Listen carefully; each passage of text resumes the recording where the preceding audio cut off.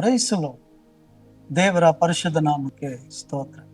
ಪ್ರಿಯರೇ, ಅನುದಿನದ ವಾಕ್ಯ ಭಾಗಕ್ಕಾಗಿ ನಿಮ್ಮನ್ನು ಸ್ವಾಗತಿಸುತ್ತಿದ್ದೇನೆ.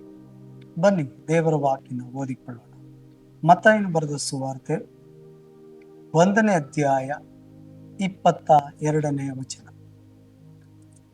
ಆಕೆಯು ಒಬ್ಬ ಮಗನನ್ನು ಅಡಿಯುವಳು, ನೀನು ಆತನಿಗೆ ಯೇಸು ಎಂದು ಹೆಸರಿಡಬೇಕು, ಯಾಕೆಂದರೆ ಆತನೇ ತನ್ನ ಜನರನ್ನು ಅವರ ಪಾಪಗಳಿಂದ ಬಿಡಿಸಿ ಕಾಯುವನು ಅಂದನು.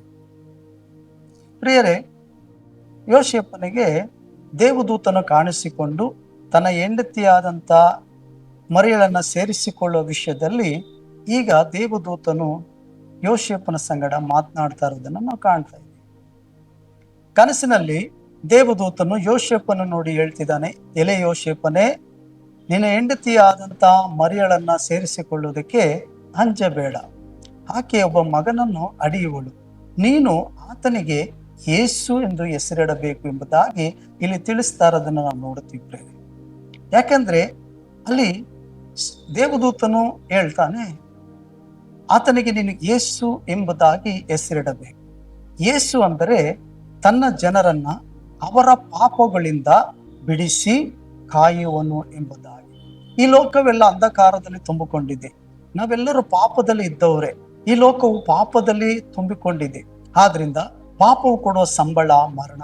ಮನುಷ್ಯನು ಪಾಪ ಮಾಡುತ್ತಾ ದೇವರಿಂದ ದೂರ ಆದ. ಆದ್ರಿಂದ ದೇವರ ಸಂರಕ್ಷಣೆ ಆಗ್ಲಿ, ದೇವರ ಕಾಯುವಿಕೆ ಆಗ್ಲಿ, ದೇವರ ನಡೆಸುವಿಕೆ ಆಗ್ಲಿ, ದೇವರ ಒಂದು ಸಮಾಧಾನವಾಗಲಿ ಯಾವುದು ಕೂಡ ಮನುಷ್ಯನು ಹೊಂದಿಕೊಳ್ಳಕ್ಕಾಗದಂತೆ ಪಾಪವು ಮನುಷ್ಯನನ್ನ ದೇವರಿಂದ ದೂರ ಮಾಡಿತ್ತು ಎಂಬುದಾಗಿ ನಾವು ನೋಡುತ್ತೀವಿ. ಯೋಸೇಫನಿಗೆ ದೇವದೂತನು ಹೇಳ್ತಿದ್ದಾನೆ, ನೀನು ಆತನಿಗೆ ಯೇಸು ಎಂಬುದಾಗಿ ಹೆಸರಿಡಬೇಕು, ಯಾಕೆಂದರೆ ಆತನೇ ತನ್ನ ಜನರನ್ನ ಅವರ ಪಾಪಗಳಿಂದ ಬಿಡಿಸಿ ಕಾಯುವನು ಎಂಬುದಾಗಿ ಹೇಳ್ತಿದ್ದಾನೆ. ಪ್ರಿಯರೇ, ಲೋಕವೆಲ್ಲ ಪಾಪದಲ್ಲಿ ತುಂಬಿಕೊಂಡಿದ್ದೆ, ಎಲ್ಲಾ ಮನುಷ್ಯರು ಪಾಪದಲ್ಲಿದ್ದಾರೆ. ನಾನು ನೀವುಗಳು ಕೂಡ ಪಾಪ ಮಾಡೇ ನಾವು ದೇವರಿಂದ ದೂರ ಆದವರಾಗಿದ್ದು. ಆದ್ರಿಂದ ಯೇಸು ಕ್ರಿಸ್ತನ ಜನನ ಮೂಲಕವಾಗಿ ಪಾಪ ಮಾಡಿ ದೇವರಿಂದ ದೂರ ಆದಂತ ನಿಮ್ಮನ್ನ ಒಂದು ಮಾಡುವುದಕ್ಕಾಗಿ ದೇವರಿಗೂ ಮನುಷ್ಯರಿಗೂ ಮಧ್ಯಸ್ಥಿಕನಾಗಿ ಕ್ರಿಸ್ತನು ಬರಬೇಕಾಗಿತ್ತು.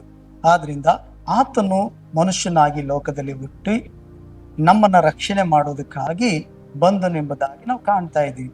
ಹಾಗಾದ್ರೆ ಇಲ್ಲಿ ದೇವದೂತನು ಯೋಸೇಫನಿಗೆ ಹೇಳ್ತಿದ್ದಾನೆ, ನೀನು ಆತನಿಗೆ ಯೇಸು ಎಂಬುದಾಗಿ ಹೆಸರಿಡಬೇಕು, ಯಾಕೆಂದ್ರೆ ಆತನು ತನ್ನ ಜನರನ್ನ ಅವರ ಪಾಪಗಳಿಂದ ಬಿಡಿಸಿ ಕಾಯುತ್ತಾನೆ ಎಂಬುದಾಗಿ.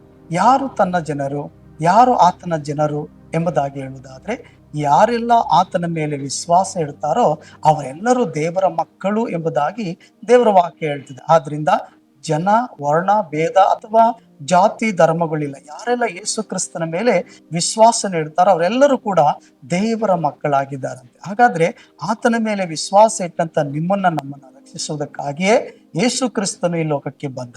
ನಾವು ವಿಶ್ವಾಸ ಇಡುವುದಕ್ಕಿಂತ ಮುಂಚಿತವಾಗಿ ಲೋಕಕ್ಕೆ ಯೇಸು ಕ್ರಿಸ್ತನು ಬರಬೇಕಾಗಿದೆ. ಯಾಕೆಂದ್ರೆ ನಮ್ಮನ್ನ ರಕ್ಷಿಸುವುದಕ್ಕಾಗಿ. ನಾವು ಆತನ ಜನರಾಗಿದ್ದೀವಿ, ಆತನ ಮಕ್ಕಳಾಗಿದ್ದೀವಿ, ನಾವು ಆತನ ಪ್ರಜೆಗಳಾಗಿದ್ದೀವಿ. ಆದ್ರಿಂದ ಬೇರೆ ನಮ್ಮನ್ನ ರಕ್ಷಿಸುವುದಕ್ಕಾಗಿ ಕ್ರಿಸ್ತನು ಈ ಲೋಕಕ್ಕೆ ಬರಬೇಕಾಗಿತ್ತು.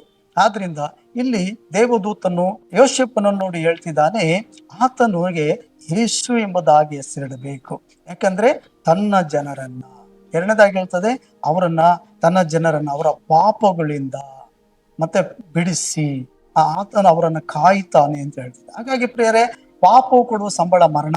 ಪಾಪವು ನಮ್ಮನ್ನ ನಾಶನಕ್ಕೆ ಕರ್ಕೊಂಡು ಹೋಗ್ತದೆ. ಪಾಪವು ನಮ್ಮನ್ನ ವ್ಯಾಧಿಗೆ, ಕಣ್ಣೀರಿಗೆ, ಕಷ್ಟಕ್ಕೆ ನಡೆಸ್ತದೆ. ಆದ್ರಿಂದ ಆ ಪಾಪದ ಮಾರ್ಗದಿಂದ ನಮ್ಮನ್ನು ತಪ್ಪಿಸಿ ನಮ್ಮನ್ನ ನಿತ್ಯ ಜೀವಕ್ಕೆ ಸೇರಿಸುವುದಕ್ಕಾಗಿ ಕ್ರಿಸ್ತನು ಕನ್ನಿಕೆ ಗರ್ಭದಲ್ಲಿ ಹುಟ್ಟು ಬರಬೇಕಾಗಿತ್ತು. ಅದಕ್ಕಾಗಿ ಒಬ್ಬ ಕನ್ನಿಕೆಯು ಒಬ್ಬ ಮಗನನ್ನ ಇರ್ತಾಳೆ, ಆತನಿಗೆ ಇಮ್ಮಾನುವೇಲ್ ಎಂಬುದಾಗಿ ಹೆಸರಿಡುವರು ಎಂಬುದಾಗಿ ವಾಕ್ಯ ಹೇಳ್ತದೆ. ಆದ್ರಿಂದ ಇಲ್ಲಿ ಯೋಸೇಫನಿಗೆ ದೇವದೂತನು ಹೇಳ್ತಿದ್ದಾನೆ, ನಿನ್ನ ಹೆಂಡತಿಯಾದ ಮರಿಯಳನ್ನ ಸೇರಿಸಿಕೊಳ್ಳೋದಕ್ಕೆ ಅಂಜಬೇಡ, ಆಕೆ ಒಬ್ಬ ಮಗನನ್ನ ಇರ್ತಾಳೆ, ನೀನು ಆತನಿಗೆ ಯೇಸು ಎಂಬುದಾಗಿ ಹೆಸರಿಡಬೇಕು ಎಂಬುದಾಗಿ. ಪ್ರಿಯರೇ, ಯೇಸು ಅಂತ ಹೇಳುವಾಗ ನಮ್ಮ ರಕ್ಷಕನಾಗಿದ್ದಾನೆ, ನಮ್ಮ ವಿಮೋಚಕನಾಗಿದ್ದಾನೆ, ನಮ್ಮೆಲ್ಲರನ್ನ ಪಾಪದಿಂದ ಬಿಡಿಸಿ ಕಾಯುವವನಾಗಿದ್ದಾನೆ. ಆದ್ರಿಂದ ನಮಗೆ ಹೇಗೆ ಬಿಡುಗಡೆ ಆಯಿತು, ನಾವು ಹೇಗೆ ವಿಮೋಚಿಸಲ್ಪಟ್ಟು ಹೇಗೆ ನಾವು ಪಾಪ ಪರಿಹಾರನ ಹೊಂದಿಕೊಂಡು ಅಂದ್ರೆ ಇದೇ ಯೇಸು ಕ್ರಿಸ್ತನ ಮೂಲಕವಾಗಿ. ಹೌದಲ್ವಾ? ಆದ್ರಿಂದ ಯಾರೆಲ್ಲ ಯೇಸು ಕ್ರಿಸ್ತನ ಮೇಲೆ ವಿಶ್ವಾಸ ಇಡ್ತಾರೋ ಅವರ ಪಾಪಗಳು ಪರಿಹಾರವಾಗ್ತದೆ, ಅವರು ಕೂಡ ದೇವರ ಮಕ್ಕಳಾಗ್ತಾರೆ. ದೇವರ ವಾಕ್ಯವನ್ನು ಆಶೀರ್ವದಿಸಲಿ. ಬನ್ನಿ ಪ್ರಾರ್ಥಿಸೋಣ. ಪ್ರೀತಿ ಸ್ವರೂಪನಾದ ದೇವರೇ, ಮಾನವರನ್ನು ರಕ್ಷಿಸುವುದಕ್ಕಾಗಿ ನೀನು ದೇವರೇ ಮನುಷ್ಯನಾಗಿ ಲೋಕಕ್ಕೆ ಬಂದಿದ್ದಕ್ಕಾಗಿ ನಿನಗೆ ಸ್ತೋತ್ರ.